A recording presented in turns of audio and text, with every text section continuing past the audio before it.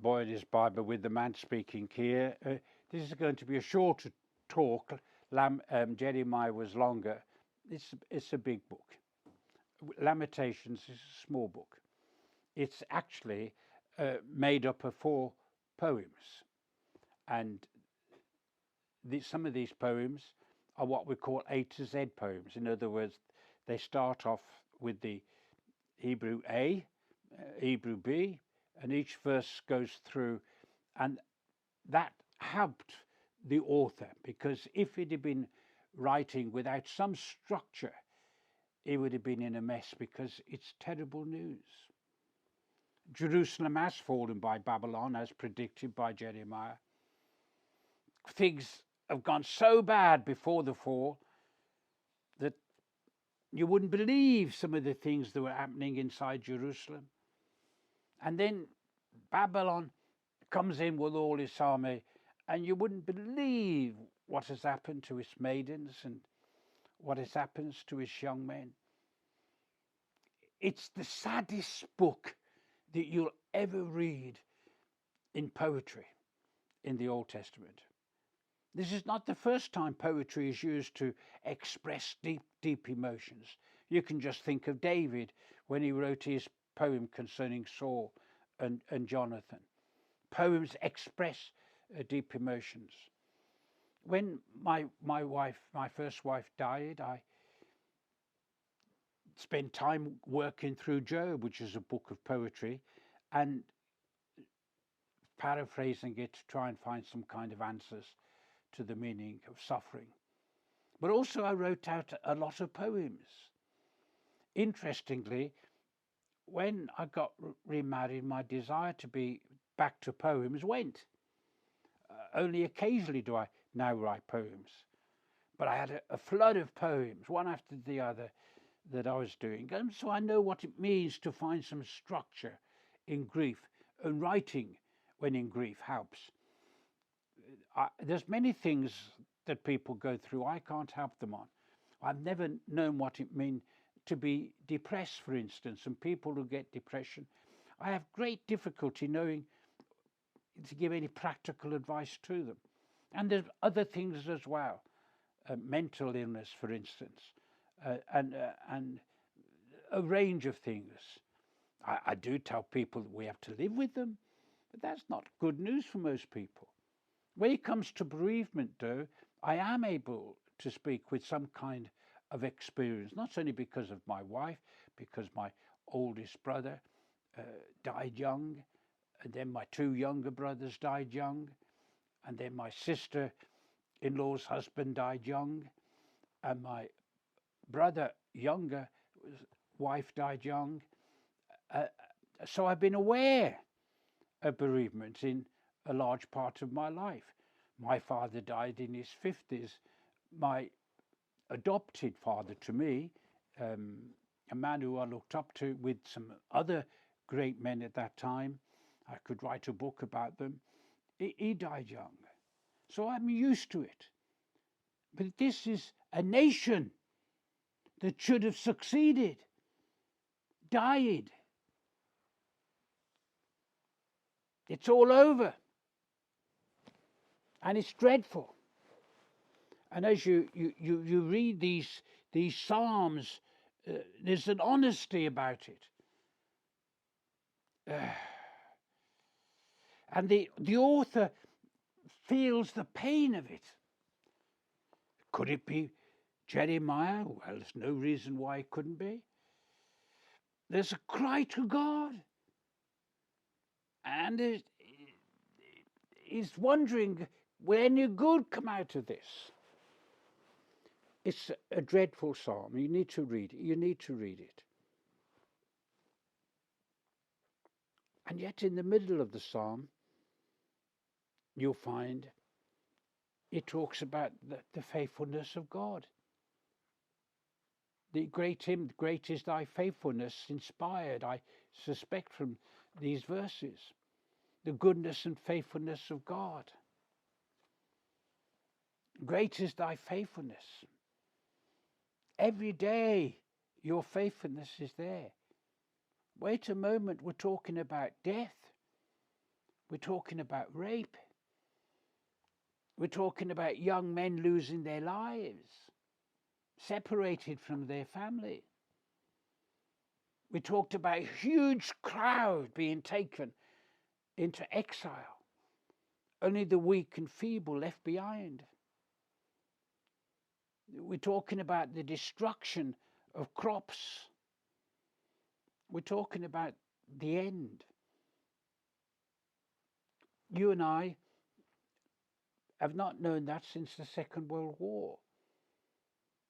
In the Second War, if you'd have come and seen the effects of the bliss in many of the great cities of the United Kingdom, you would say what you're saying about parts of Ukraine. It's the end. Awful things happen when one nation destroys another nation. But it's also the end of the hope, the promise, the end of the guarantees, the covenants. It's the end of the temple, it's the end of the city, end of the land, end of everything.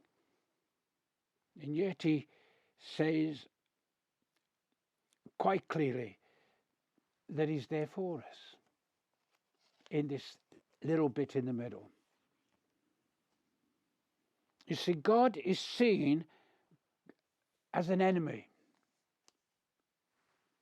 not as a friend.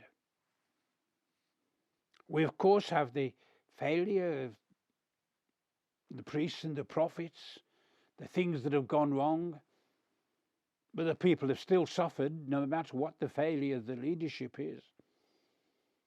They're crying from the very depths of their being. There's something about it when he says, but God knew every day is your faithfulness and your compassions. They fail not. They're new every morning. I don't understand that. When I read that as a boy, I couldn't understand it. Everything seemed so black, so dark. It was as if an atomic bomb had destroyed the city and we're left with nothing. There's grieving. But in the statement, there is a hope of restoration, even in this darkest hour. God will not forget his promises. I think what I learnt the most as a child when I would have been 16 by now, maybe 16 and a half. Could it be I was coming into 17? I had all of life in front of me, of course. I was working hard in the grocery shop. I was being trained now to be a master grocer. My education was taken on leaps and bounds. My reading, both of philosophy and theology and travel logs, were increasing. And yet I still felt the world had come to an end and that it's going to be a hard, hard road ahead. Then I read that God is faithful. On a Wednesday afternoon, I used to go and help out at a happy hour, which is a cup of tea and piece of cake or a biscuit given to predominantly ladies. I think I was the only man that was there. There was about 50 to 60 coming from the neighbourhood. It was one of the major works of the local church, which was only about 20, 30 strong, but the ladies' meeting doubled up on that. And as I used to go along to this meeting, to this happy hour, I found slowly but surely I was able to contribute. And in contribution, I was able to grow and develop as a person. And my speaking skills, whatever they are, really started there in the happy hour. God didn't feel like an enemy in the happy hour. he still felt like an enemy at home. There was that kind of conflict there was in. And yet, in the happy hour and other things, the friendship of individuals, slowly I could see a restoration coming on. I could see light. I could see love. I didn't feel the love yet. It would take a long time before I began to feel the love of God inside my soul. I had to understand it for me before I could feel it. The emotions took time. I didn't trust in my emotions. I trust intellectually, but not my emotions. That was the bit of answer that was going on for me. But undoubtedly, the promise that there was a future became something that I look forward to in my writing and reading of the Bible. So to summarize it, some of you are going through your lamentations. Maybe you've lost your loved one, husband of 30, 40, 50 years, or wife. Maybe you've lost a child. Maybe the marriage hasn't worked out and you really feel you've missed out on life. Maybe you feel trapped. Well, maybe you're grieving over your children who've gone a different way to you. Whatever the depths that you have and the crying that you have, the faithfulness of God is still there. And anew every morning. The mercy of God is still there. The compassions of God. It's that word compassion that grabbed hold of me. God could see me in that situation that I was in and said, it's going to come to an end. It's going to come to an end. And it would be 70 years later when the people began to come back to the promised land. So in your difficulties, the Lord bless you with his faithfulness and with his compassion, with his mercies. And slowly you will realize they're there every day. Every day. Never leaves you, never forsakes you. The Lord bless you. Boy in his Bible with the man. Thank you for listening.